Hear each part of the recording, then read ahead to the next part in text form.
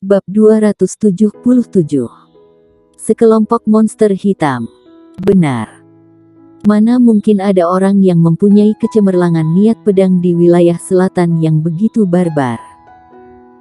Jangankan di sekte pedang kita, bahkan hal itu belum pernah muncul di sekte pedang tingkat 5. Memang omong kosong yang dilontarkan para pendekar hitam dari wilayah selatan ini sungguh tak masuk akal. Timpal pria di samping Koldian. Dia sengaja melirik warrior yang saat mengatakannya. Warrior yang tahu, orang-orang dari wilayah lain ini sengaja menargetkannya. Namun, warrior yang juga bukan orang yang diam saja setelah diperlakukan begitu. Dia berbalik menatap Koldian dan pria yang barusan berbicara. Kalian bilang, kemunculan orang yang mempunyai kecemerlangan niat pedang di wilayah selatan itu hal yang mustahil. Puluhan ribu tahun lalu, bukankah nenek moyang dari sekte pedang wilayah selatan mempunyai kecemerlangan niat pedang? Wajah Koldian dan pria itu mengeras setelah mendengar perkataannya.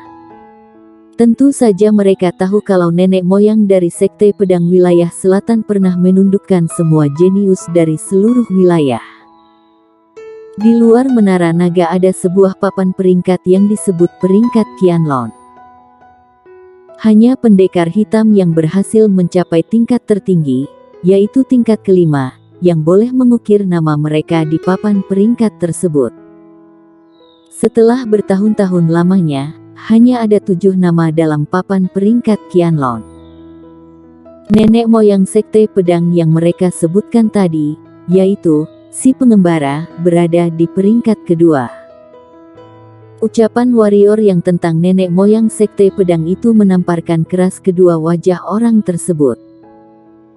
Koldian menyipitkan matanya dan berkata, "Jadi, yang kamu maksud itu, warrior yang si pemilik kecemerlangan niat pedang." Melihat kakak seperguruannya sedang mencoba menyudutkan warrior yang, Windaliu yang berada di sampingnya mengerutkan kening.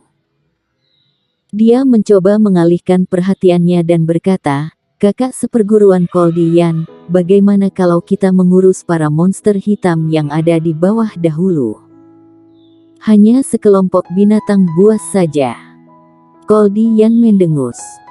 Sebuah senyuman muncul lagi di wajahnya saat dia melihat Windaliu. Dia berkata, "Adik seperguruan Windaliu, jangan cemas. Meski berjumlah banyak, tapi mereka hanyalah binatang buas yang tak berakal pikiran. Lihatlah nanti bagaimana kakak seperguruan ini mengurus para monster hitam ini dan mengambil alkimia batin mereka. Alkimia batin merekalah yang terbaik." Seusai mengucapkannya, Koldian sekali lagi memandang ke arah warrior yang. Lalu, sebuah senyum jahat muncul di sudut mulutnya. Dia berkata, "Karena teman kita yang satu ini berani memasuki pegunungan puluhan ribu dengan kekuatan alam bawaan, pasti ada sesuatu yang luar biasa yang disembunyikannya. Kebetulan kami belum pernah melihat jenius dari wilayah selatan. Bagaimana kalau Tuan menunjukkan kemampuanmu dan membiarkan kita menyaksikan kehebatan jenius dari wilayah selatan? Benar, tunjukkan seberapa kuat atau lemahnya pendekar hitam dari wilayah selatan pada kami." Haha. Sudahlah, dia cuma seorang pendekar hitam dari alam bawaan saja. Jangankan monster hitam dari level pemenang, kurasa seekor monster pun tak bisa dihadapinya. Bagaimana mungkin? Dia bahkan berani datang ke pegunungan puluhan ribu dengan kekuatan alam bawaannya. Jadi, dia pasti memiliki kekuatan yang mengejutkan. Jangan-jangan, dia yang memenangkan peringkat pertama di peringkat Qingyun wilayah selatan. Atau, jangan-jangan kamu itu warrior yang, si pemilik kecemerlangan niat pedang." Mendengar perkataannya, Koldian berpura-pura terkejut dan memandang warrior yang dengan heran, "Kamu bukan warrior yang si pemilik kecemerlangan niat pedang, kan?" Warrior yang tersenyum hambar sembari menatap mereka semua. Lalu, dia menjawab, "Benar, aku ini warrior yang." Goldie Yan tertegun. Lalu, dia mulai tertawa terbahak-bahak dan berkata, "Kamu itu warrior yang..." Warrior yang si pemilik kecemerlangan niat pedang itu. Haha. Mari, coba kita lihat, seperti apa kehebatan si pemilik kecemerlangan niat pedang. Haha. Cukup. Tepat pada saat itulah, Winda Liu yang sedari tadi diam, berteriak marah.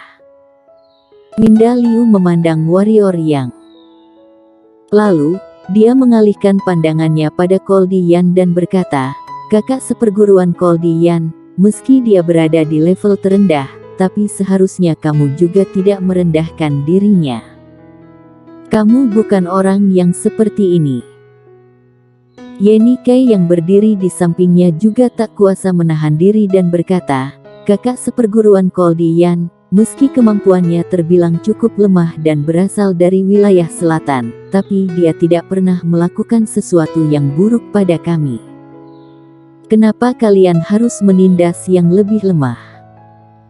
Jika kabar tentang sekelompok orang dari Sekte Pedang menindas pendekar hitam dari alam bawaan tersebar keluar, bukankah itu hal yang buruk? Warrior yang memutar matanya. Apanya yang lemah? Bagaimana bisa Ye Nikai mengatakan hal seperti itu? Wajah Goldie Yan kembali mengeras setelah mendengar perkataan kedua wanita itu. Saat dia melihat warrior yang, bayangan hitam melintas di matanya. Namun, saat melihat kedua wanita itu, dia mengeluarkan senyuman yang lembut dan berkata, "Yang kalian berdua katakan itu benar. Seharusnya, aku tidak melakukan hal itu. Kami akan berhenti. Ayo, kita selesaikan kumpulan monster yang ada di depan dahulu." Seusai berbicara, dia berbalik dan menatap warrior yang lagi. Lalu, dia mendengus, "Diam dan tunggulah di samping. Jangan pergi kemana-mana. Kalau tidak, jangan menyalahkan kami kalau kamu mati terbunuh." Warrior yang menggelengkan kepalanya. Saat dia hendak berbicara, tanah yang berada jauh di depannya bergetar hebat.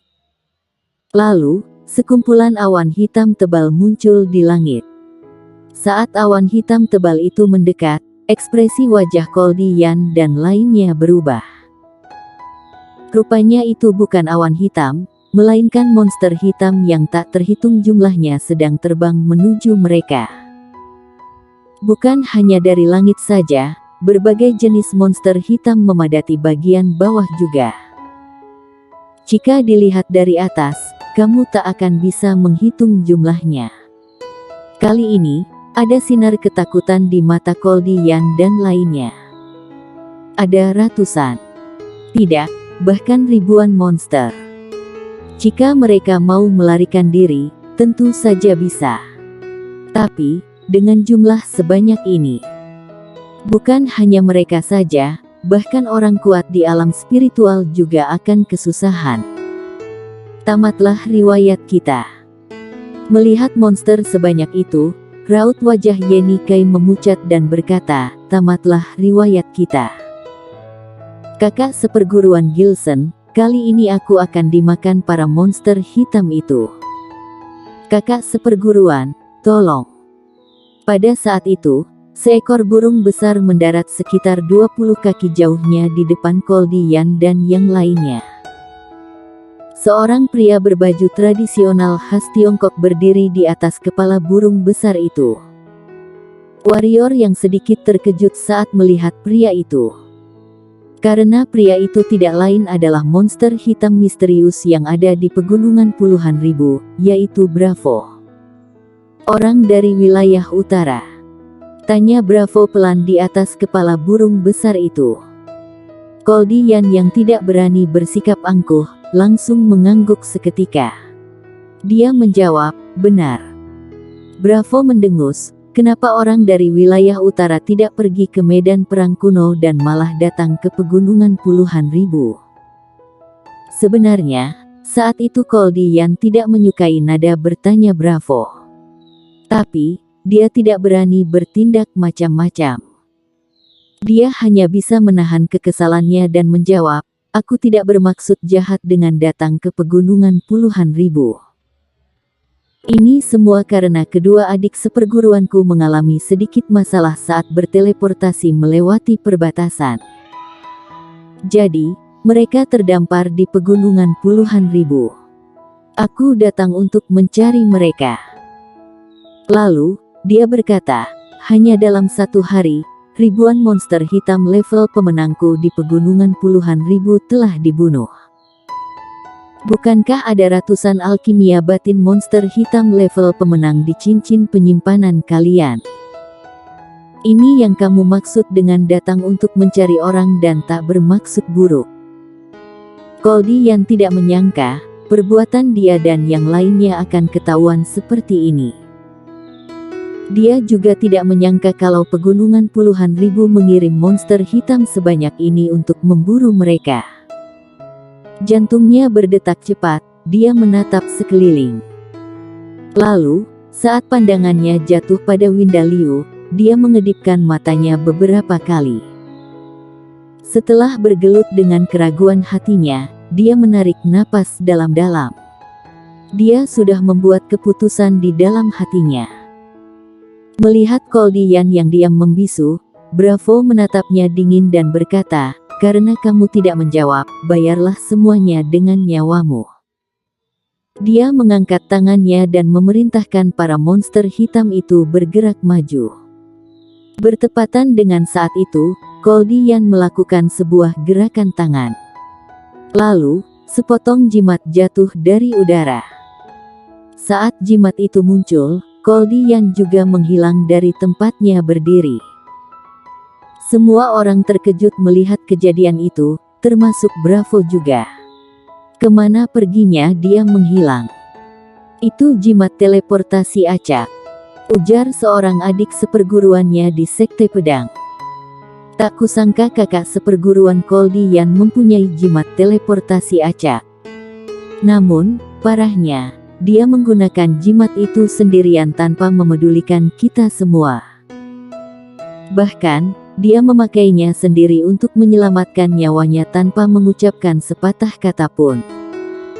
Yenny Kai tampak sedikit tidak percaya, "Kakak. Tidak, rupanya si sampah Goldie itu orang seperti ini, ya. Dasar pria sialan. Aku menyesal telah memanggilnya kakak seperguruan selama bertahun-tahun. Sungguh menyebalkan. Winda, untung kamu tidak pernah menyetujui ajakannya. Kalau tidak, kamu akan menyesalinya seumur hidup." Winda Liu menggelengkan kepalanya. Tersirat kekecewaan di matanya. Sebenarnya, dia mempunyai sedikit perasaan pada Goldie. Namun, tak disangka di situasi genting seperti ini, dia malah bertindak memalukan seperti ini. Tidak diragukan lagi, kaburnya Goldie merupakan sebuah pukulan telak bagi para adik seperguruan Sekte Pedang. Selama di sekte, peranan kakak seperguruan Goldie sangatlah baik. Namun, semua orang tidak menyangka, kalau kakak seperguruan yang selalu baik pada semua orang ini akan kabur meninggalkan mereka. Sepertinya, dalam situasi seperti ini, hanya warrior yang masih bisa berpikir jernih. Dia sudah sering melihat banyak orang seperti Goldie. Tindakannya tidak terbilang salah. Semut saja ingin bertahan hidup, apalagi manusia. Tentu saja, dia, warrior yang tidak akan melakukan tindakan kabur dan meninggalkan teman seperti ini. Meski terkadang, warrior yang berhati dingin dan egois, namun, dia tidak akan meninggalkan teman-temannya demi menyelamatkan dirinya sendiri. Itu hal yang mustahil untuk dilakukannya. Memang tidak semua hal di dunia ini bisa berjalan sesuai dengan keinginan kita. Namun, kita harus mempunyai hati yang bersih. Tak peduli apapun yang dilakukan warrior dia selalu memantapkan hatinya agar selalu mempunyai hati yang bersih. Jadi, itu penjahat kuat dari wilayah lain. bisik Bravo sembari menggelengkan kepalanya di kejauhan. Bersamaan dengan itu, Winda Liu menarik napas dalam-dalam. Lalu, dia melakukan sebuah gerakan tangan. Sebuah pedang hitam muncul dari tangannya. Dia berkata, "Adik seperguruan Sekte Pedang, dengarkan. Bentuk formasi pedang." Setelah kepergian Koldian, Winda Liu secara otomatis menjadi kakak seperguruan yang paling senior di sana. Mendengar instruksi Winda Liu, tanpa ragu mereka bergerak membentuk formasi yang mengelilingi Winda Liu. Lalu, mereka mengeluarkan pedang hitam mereka masing-masing. Pada saat itu, energi pedang yang mengerikan memancar keluar dari pedang yang berada di tangan mereka. Lalu, pancaran energi pedang itu membentuk pusaran pusat energi yang aneh.